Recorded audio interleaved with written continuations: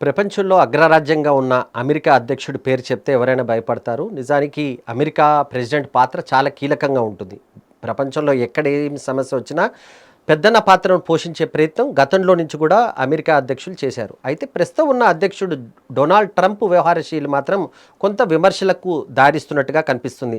కొన్నిసార్లు చాలా అగ్రెసివ్‌గా, చాలా తెలివిగా మాట్లాడుతున్నారు. కొన్నిసార్లు చాలా వివాదాస్పదంగా మాట్లాడుతున్నట్టుగా కనపడుతుంది. అమెరికాలకు సంబంధించి అమెరికన్ సిటిజన్స్ కానీ, లేకపోతే అమెరికా అగ్రరాజ్యానికి సంబంధించి దగ్గరగా ఫాలో అయ్యేవాళ్ళు చాలామంది కూడా ప్రస్తుతం డొనాల్డ్ ట్రంప్ వ్యవహరిస్తున్న శైలిపైన మాత్రం కొంత అసంతృప్తిగా ఉన్నట్టుగా కనపడుతుంది. ఎందుకు ఈ ప్రధాన కారణం ఏంటి అంటే, భారత పాకిస్తాన్కు మధ్య యుద్ధ వాతావరణం వచ్చి రెండు దేశాల మధ్య చాలా పెద్ద వివాదంగా మారింది. మనందరికీ తెలుసు. ఈ సమస్యను నేనే పరిష్కరించానని చెప్తారు. అలా కాదు, పాకిస్తాన్ ప్రస్తావించింది, శాంతిని కోరుకుంది, అందుకోసమే మేము కొంత అన్ని ఆలోచించే ఈ యుద్ధానికి ప్రస్తుతం తాత్కాలికంగా విరామం ఇచ్చినట్టుగా మోడీ పదే పదే చెప్తున్నారు. కానీ మధ్యలో వస్తారు డొనాల్డ్ ట్రంప్. లేదు, భారత పాకిస్తాన్లను యుద్ధం జరగకుండా అడ్డుకుంది నేను చెప్తేనే వాళ్ళు ఒప్పుకున్నారన్నమాట ఆయన అంటారు. దీనిపైన ఇప్పటికే ప్రధాని మోడీ చాలాసార్లు వివరణ ఇచ్చే ప్రయత్నం చేశారు. ఆయనకు నచ్చజెప్పే ప్రయత్నం చేశారు. నిన్న టెలిఫోన్ సంభాషణలో కూడా ఈ అంశం ప్రస్తావనకు వచ్చినప్పుడు మోడీ ఇలాంటి వ్యాఖ్యల పైన కొంత అసంతృప్తి వ్యక్తం చేసినట్టుగా కనపడ్డది. కానీ ఆ ఫోన్ కాల్ అయిపోయిన తర్వాత కూడా ట్రంప్ ఏం చెప్తారంటే, ఎక్కడ యుద్ధం వచ్చినా నేనే ఆపడానికి ప్రయత్నం చేస్తున్నానని మళ్ళీ భారత పాకిస్తాన్ అంశాన్ని ప్రస్తావించారు.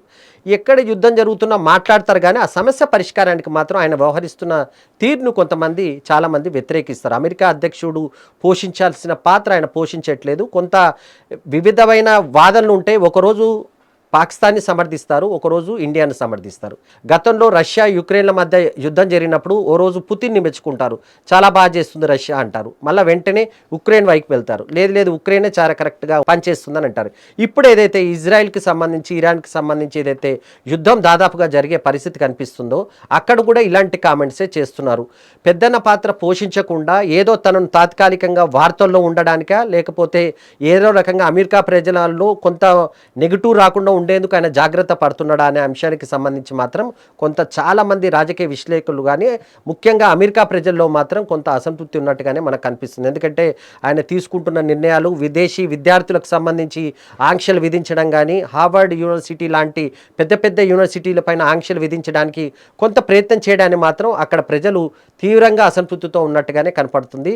మొత్తానికి ఇప్పటి వరకు ఉన్న అమెరికా అధ్యక్షుల్లో చాలా వెరైటీగా, ఏదో కొంత వివాదంగా ఉండేందుకు, సమస్యను పరిష్కరించకుండానే ఏదో తానే ఈ మొత్తం వివాదాన్ని పరిష్కరించే ప్రయత్నం చేస్తున్నట్టుగా ఎస్టాబ్లిష్ చేసేందుకు ట్రంప్ ప్రయత్నిస్తున్నారు. కానీ దానివల్ల అమెరికా ఇమేజ్ దెబ్బతింటుందని చెప్పి మాత్రం అక్కడ ప్రజలు కొంత ఆవేదనతో ఉన్నట్టుగానే మనకు కనిపిస్తుంది.